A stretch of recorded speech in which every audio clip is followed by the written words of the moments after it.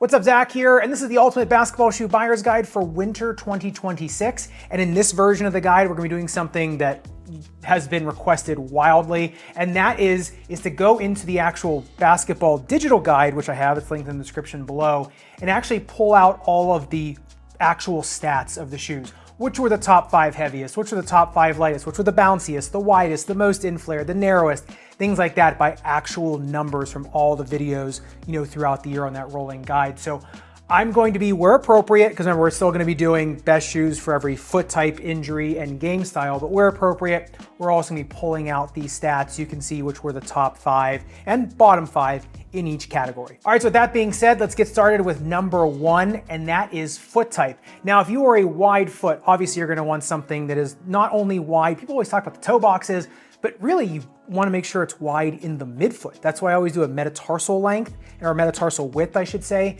and a toe box width, because yeah, I mean, you could have a wide toe box, but then a really narrow midfoot, and it's like the worst of both worlds. And so this year, the top 5 widest basketball shoes were number 5, the 741 Rover, then the Jordan 40, interestingly enough, then the Adizero Select 3.0, the 361 Joker 1 GT, and then the widest was the Reebok Engine A. Really no surprise there, interestingly enough, the 361, because of its in-flare sometimes, isn't as wide for some people, so you gotta make sure you match the shape of that shoe. Otherwise, all the other shoes on this list also came in pretty nice and forgiving in terms of metatarsal width as well as toe box width. In terms of narrow shoes, remember, you're always gonna get a little bit more of a narrow shoe in a drop-in because there's less usable space.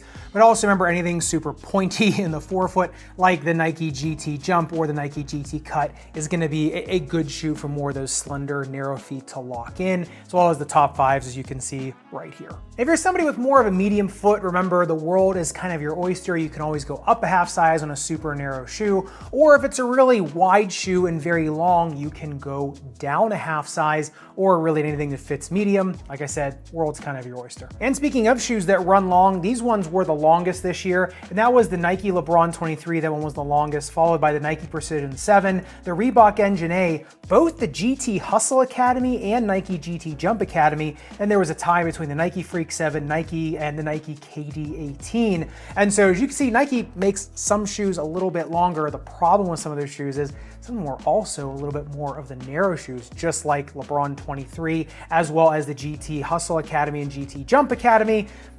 They're not the widest shoes on the planet, so if you are gonna be going down a half size, just make sure you pay attention to the width. Now, if you're somebody with incredibly high arches like myself, remember, you're gonna want forgiveness in the rear foot as well as the forefoot, because usually on a high arched foot, there's 3 points of contact.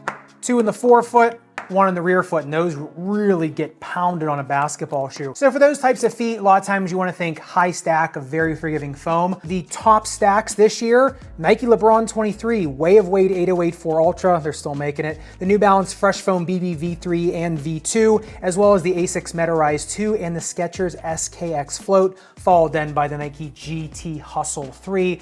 The Engine A was also on there. But for that foot type, you just want to be thinking, a decent stack of pretty forgiving foam. Like I said, something like, the New Balance Fresh Foam BBV3, that is a pretty quintessential high arched foot shoe, as well as the Reebok Engine A. And in terms of somebody with flat foot, now you don't necessarily need the 3 points of contact, right? Really forgiveness in the forefoot and the rear foot, but you do need something that's gonna be able to hold that foot up. So a lot of the same shoes, like I always say, for high arches are also good for flat arches. For a flat arch, you also wanna think of something maybe that has a top-loaded shank. It doesn't necessarily have to go throughout the whole shoe, but just something on top. That way, if you're putting an orthotic on there, it's gonna hold it up and just kind of give you a little bit more support in the middle of the shoe. Think something like the New Balance 2-Way V5, the Joker 1 GT, really any shoe, like I said, that has a nice stout midfoot. And if you're somebody who wears orthotics or braces, remember, you're gonna need a shoe with enough volume in it to house it. But number 2, not enough heel slippage, that you're gonna be popping out. Number 3, though, is not lace irritation, right? So if you're gonna choose to use the runner's knot, if that shoe has one, if you use it and you bulk the foot up, you don't want something you're gonna be strangling the top part of your ankle with.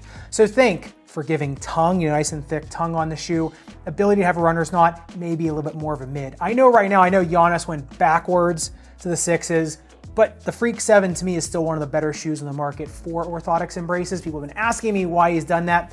I do know that in pro sports where you are getting custom lasted shoes, a lot of times when you go from a low to a mid, it's sometimes hard to get the shape right from one shoe to the other. So it might be an issue with the shaping of the shoe because the shoes are pretty similar. The Freak 7 just has a little bit more of a stout build. That could be it. Also could be superstition. Who knows? But if you're looking for a shoe for orthotics, sorry about that, tangent. If you're looking for a good shoe for orthotics, to me, the Freak 7 is very, very good. And if you need a shoe for a tournament where you're playing either multiple games, a game in a practice, multiple practices in a day, 2 a days, things like that, just a shoe for a lot of playing to keep your legs healing fresh, you're gonna want something with number one, resilient foam, a little bit of shock absorption, but also a shoe that isn't super heavy, basically the opposite of a brick. Now, that being said, these are the top 5 lightest shoes in the market right now. Number one would be the Leaning Ultralight 2025. That's only 10.25 ounces for a men's size 11. The next one up is the GT Hustle Academy. The problem with the Hustle Academy is it's not the most forgiving shoe on your legs in terms of shock absorption. Then you got the Leaning Gamma, and then you got the Curry Series 7, and then interestingly enough, the Jordan Tatum 1. What was the next one up? I thought was interesting. And then after that, 361 BioSpeed BB. Honestly, that BioSpeed BB, the Curry Series 7, Leaning Gamma, or the Ultralight, yeah, all those are great. And the GT Cut 3 was right after that. So I would say GT Cut 3 Turbo, because I'm not a huge fan of GT Cut 3 in and of itself, but the Turbo version, yeah, I think all those were pretty darn good. All right, that being said, let's get into number 2, game style. And this first category, best shoes, let's say you're a big or a center. Interestingly enough, I just kind of went into the sheet and thought, what are the heaviest, what are the biggest shoes out there in terms of weight? Interestingly enough, if shoes made this year, the Jordan 40 was the heaviest. Can you guess the next one though? It was the Converse Shea 1. That came in at 17.72 ounces for a men's size 11.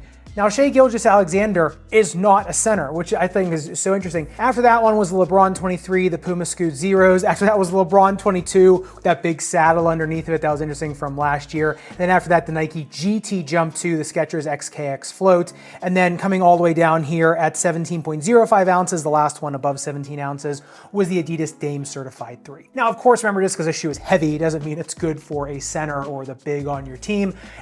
Basically, if you are someone in that situation, you want something with good shock absorption, really sturdy base underfoot, because you are someone that needs as much stability underfoot as possible. And honestly, a lot of those shoes do fit the bill, but there are also some right here on screen that also do. So in terms of small and power forwards, basketball has become such a positionless sport. There's still positions, but it's becoming more and more positionless.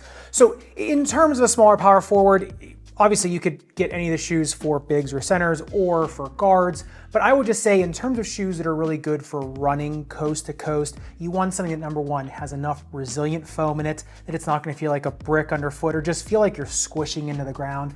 Plus a decent shank setup that is actually gonna give you a little more of a diving board effect. You're gonna wanna think something like the Wave Weight 12. And speaking of guards and wings or just shoes for really, really fast, nimble footwork, remember, you want something that's not too bulky, too heavy, but also has enough side-to-side stability so that when you are trying to go side to side, you're not rolling over. So once again, Wave Weight 12 is an awesome pickup for this because of that flange on. You check the review out of that thing. That is just one of the better lateral flanges I've seen. Think something like the 361 Joker 1 GT. I know who it's made for, but it is a great shoe for wings and guards, as well as something like the stalwart on this list, the New Balance 2 Wave V5. And in terms of the best shoes for bounce and jumping, remember, the best shoes for bounce and the best shoes for jumping aren't necessarily the same shoe, right? And remember, for a shoe for bounce, you want lively foam and a decent shank in terms of, a diving board effect, good structure of the shoe, and it's not too heavy.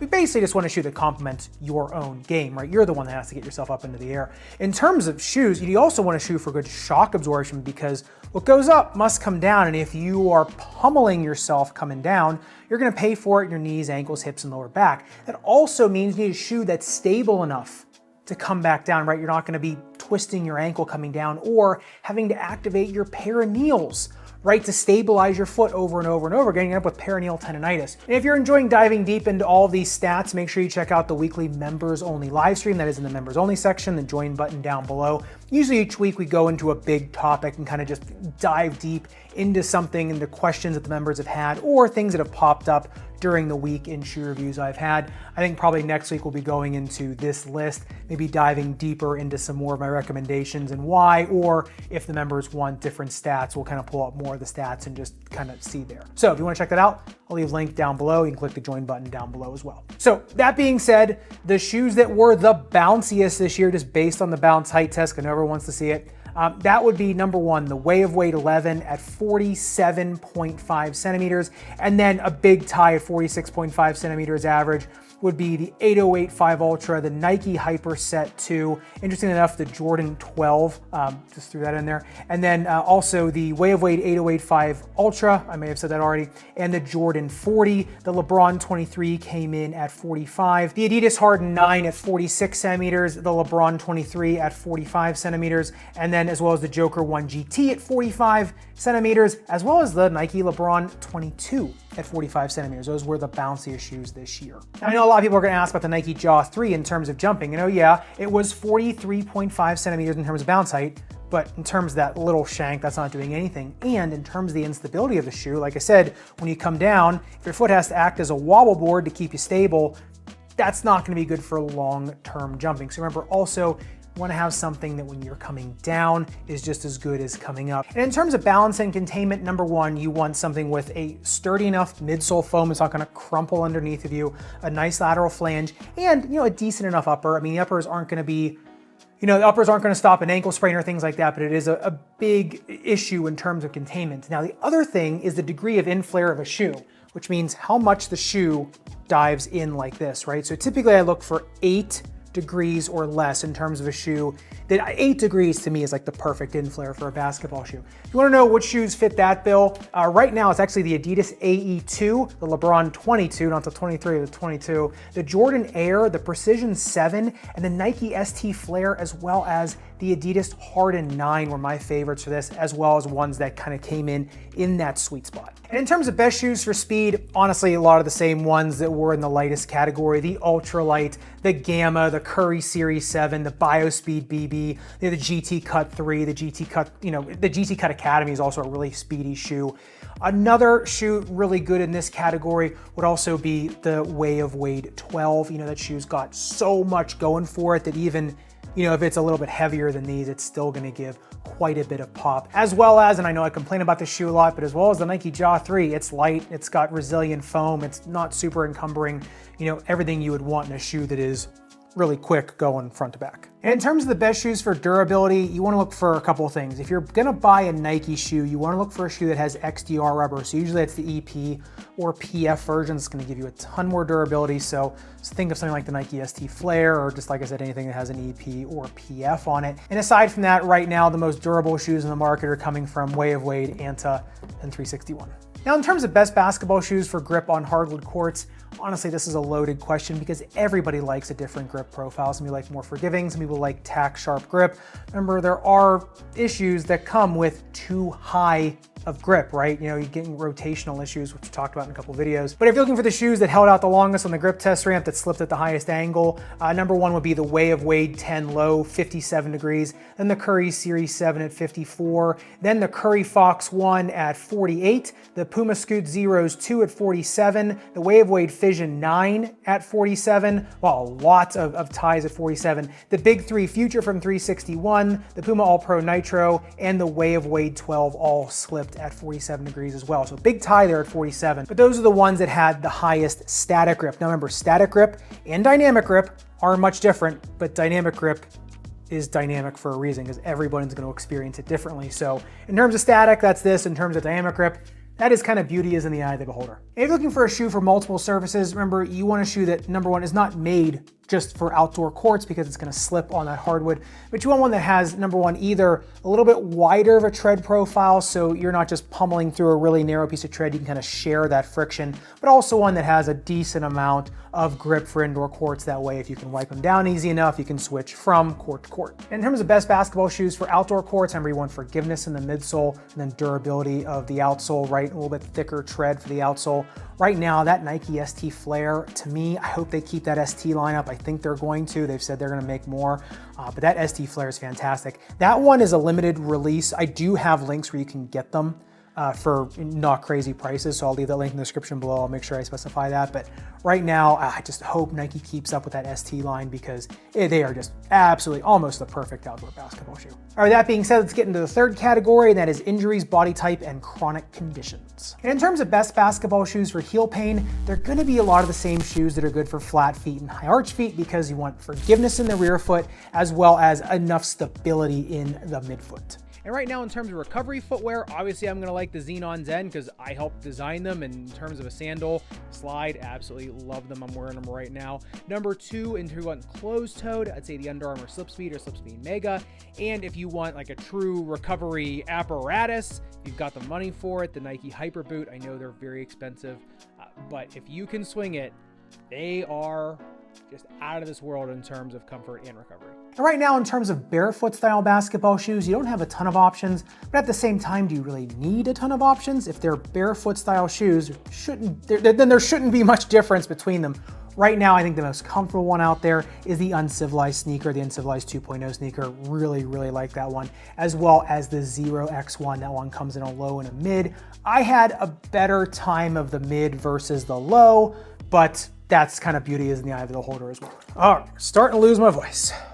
And in terms of the best basketball shoes for ankle sprainers, remember the most important components are the lateral flange and the stability of the midsole. So once again, something like the Way of Wade 12 to me is the best out there just because of how stout the flange is, how secure the midsole foam is, even though it is super boom. I think something like that is kind of the prototype for a really, really solid, laterally stable basketball shoe. And in terms of the best basketball shoes for arch pain, arch drain, posterior tibial tendinitis, those are gonna be the same shoes that are the best for orthotics and ankle braces, as well as the best for flat feet. So basically those two lists combined would be my favorite. And in terms of ball of foot pain, basically they're gonna be a lot of the same shoes for high arch players, but also a little bit more wider foot because you don't want the ball of the foot being scrunched either, because there's ball of foot pain is in terms of metatarsal pain or bone pain. There's bursitis, but there's also neuromas or nerve pain, which is usually due to the metatarsals being scrunched together. So you want to be able to make sure you take those two categories, combine them together. Those are gonna be the best ones for ball of foot pain. And in terms of shin splints, remember, you don't want a shoe that is crazy heavy, right? You don't want it to be an anchor on your anterior tibial tendon, trying to get it up off the ground. Number two, you want a shoe with lively enough foam, a little bit of assist, but not a ton of, not a ton of shock going up the leg. So a lot of the best shoes that are best for two-a-days are also gonna be the best for shin splints. And in terms of the best shoes for knee, hip, and back pain, a lot of the same shoes for high arches, not sending all that shock up the leg and then up the chain. And as I'm editing this, I'm realizing I forgot the best basketball shoes for breathability. This one's actually becoming quite the difficult category because so many shoes are being made with breathability not in mind. Right now, the ones that come to mind, at least for me, Joker 1 GT SE, really, really good. Way of Wade Shadow 6 V2, as well as the Way of Wade Ice Blood. The Ice Blood V2 does not have as much breathability as the original Ice Blood does.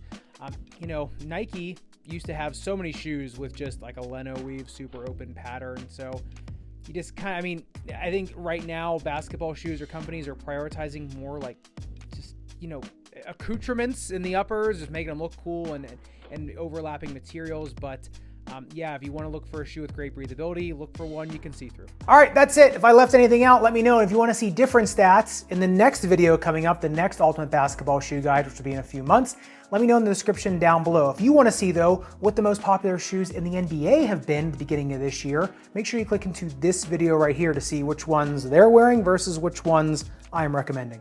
I'll see you in the next video.